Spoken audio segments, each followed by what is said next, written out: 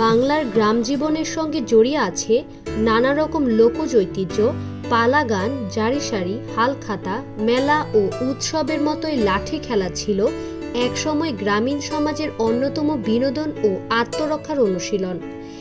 এই খেলায় শুধু কসরত নয়, এতে লুকিয়ে আছে গ্রামের মানুষের সাহস, শক্তি, ঐক্য ও সামাজিক বন্ধনের প্রতিফলন।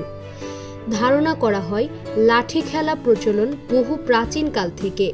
যখন গ্রামীণ সমাজে অস্ত্র ধারণের অনুমতি ছিল না, তখন আত্মরক্ষার জন্য সাধারণ মানুষ লাঠি ব্যবহার করত।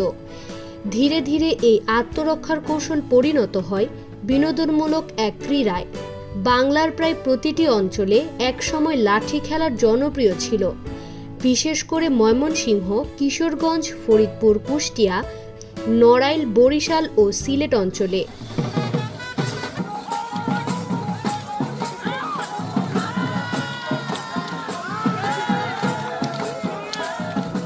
লাঠি খেলোয়াড়দের বলা হয় লাঠিয়াল, তবে সাধারণত দলবদ্ধভাবে খেলা হয়।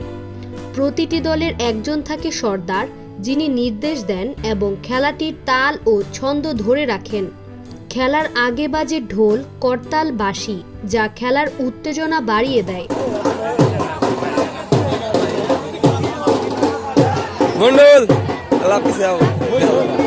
খেলার সময় তারা ছন্দে ছন্দে লাঠি চালায়, কখনো প্রতিপক্ষের দিকে আঘাত, কখনো নিজের শরীর রক্ষার প্রতিরোধ। পুরো খেলাটি এক প্রকার নৃত্য কৌশল ও যুদ্ধ কৌশলের মিশেল।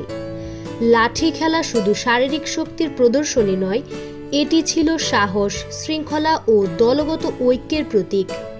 আজকের দিনে এই ঐতিহ্য সংরক্ষণ মানে কেবল একটি খেলা রক্ষা নয়, বরং আমাদের লোকজ সংস্কৃতির আত্মাকে পুনরুজ্জাগরণ করা।